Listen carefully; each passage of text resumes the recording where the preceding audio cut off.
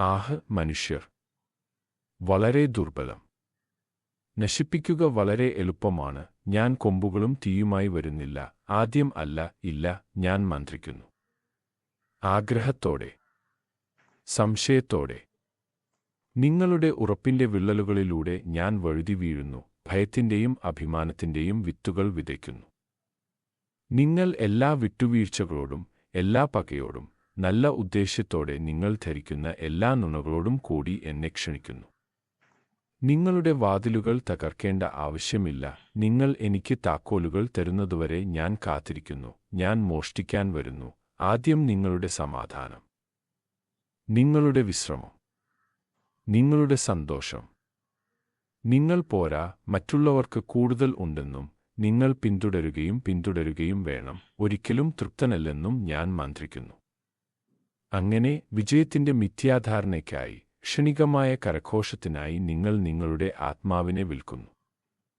നിങ്ങൾ അറിയാതെ പുഞ്ചിരിക്കുമ്പോൾ ഞാൻ നിങ്ങളെ കൊള്ളയടിക്കുന്നു, പിന്നെ ഞാൻ കൊല്ലുന്നു. പതുക്കെ. ഞാൻ സ്നേഹത്തെ സംശയത്താൽ വിഷലിപ്തമാക്കുന്നു. ഞാൻ വിശ്വാസത്തെ മതമായും സത്യത്തെ ആയുധമായും വളച്ചൊടിക്കുന്നു. നിങ്ങൾ എന്തിനാണ് സൃഷ്ടിക്കപ്പെട്ടതെന്ന് നിങ്ങൾ മറക്കുന്നതുവരെ. ശ്രദ്ധ വ്യതിചലനത്തിന് ശേഷം ശ്രദ്ധ വിതച്ച് ഞാൻ പ്രതീക്ഷയെ കൊലപ്പെടുത്തുന്നു. ഒടുവിൽ ഞാൻ നശിപ്പിക്കുന്നു. ബന്ധങ്ങൾ തകരുന്നതും ഹൃദയങ്ങൾ കഠിനമാകുന്നതും വിധികൾ അഴുകുന്നതും ഞാൻ കാണുന്നു. നിങ്ങളുടെ ഉദ്ദേശ്യം ഖേദത്തിൽ മുങ്ങിത്താഴുമ്പോൾ ഞാൻ ചിരിക്കുന്നു.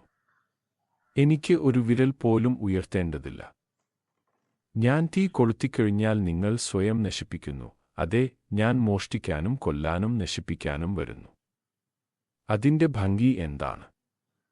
ഞാൻ വരുന്നത് നിങ്ങൾ ഒരിക്കലും കാണുന്നില്ല. ഞാൻ ചുവപ്പ് വസ്ത്രം ധരിച്ച് ഒരു ഫോർക്ക് ചുമക്കുന്നുവെന്ന് നിങ്ങൾ കരുതുന്നു.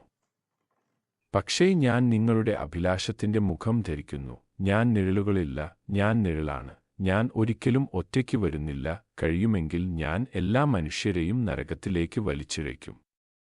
ദൈവപുത്രൻ തിരിച്ചുവന്ന് തന്റെ ജനത്തെ കൊണ്ടുപോകുന്നതുവരെ ഞാൻ പോരാടും. എനിക്ക് സുവിശേഷം വെറുപ്പാണ്. ഞാൻ ഇവിടെയുള്ളിടത്തോളം കാലം അത് തടയാൻ എനിക്ക് കഴിയുന്നതെല്ലാം ഞാൻ ചെയ്യും.